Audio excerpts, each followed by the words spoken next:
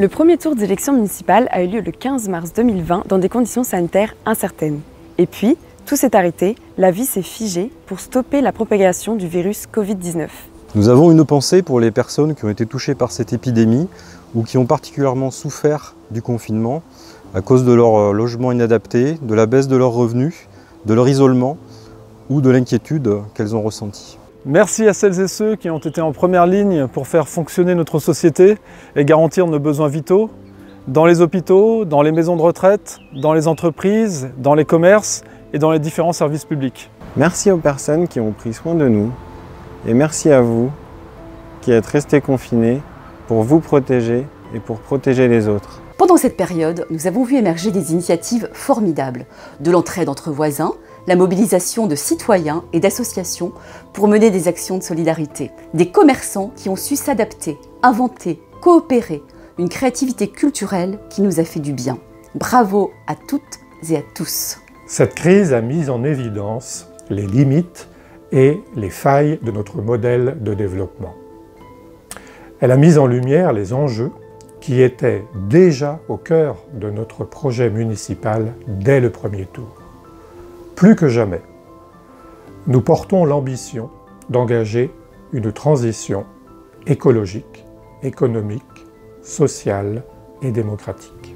Les activités humaines bouleversent les équilibres naturels et ont des conséquences majeures sur le climat, sur la biodiversité, mais aussi sur l'émergence de nouvelles maladies infectieuses comme nous venons d'en faire l'expérience.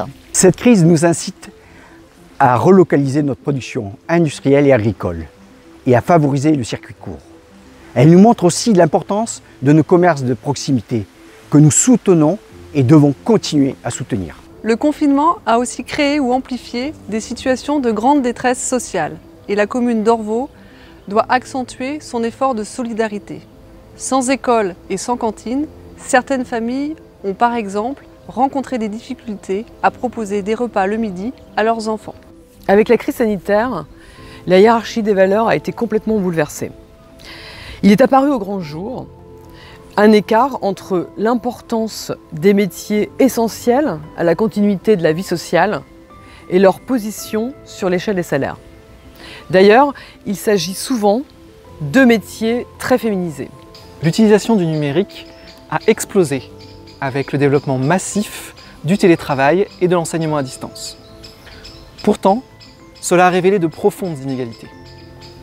Le développement d'espaces de télétravail, de coworking dans nos quartiers, ainsi que l'accès aux outils du numérique pour tous les Orvaltais font partie de nos objectifs. L'enjeu de cette élection, c'est d'élire une équipe municipale capable de faire face aux conséquences directes de cette pandémie, et notamment face à la crise économique et sociale que nous allons traverser et qui touche déjà de nombreuses entreprises et de nombreux salariés.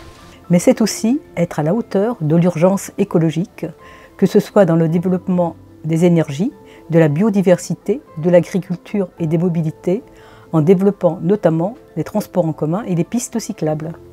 Le 15 mars, vous avez placé en tête la liste La Transition Positive et je vous en remercie. Nous avons jusqu'au 28 juin pour vous convaincre de confirmer et d'amplifier ce choix pour l'écologie et pour les solidarités. Mais notre priorité, c'est votre sécurité et votre santé. Soyez assurés que nous y serons très attentifs durant cette campagne un peu particulière. Merci de votre confiance et à bientôt.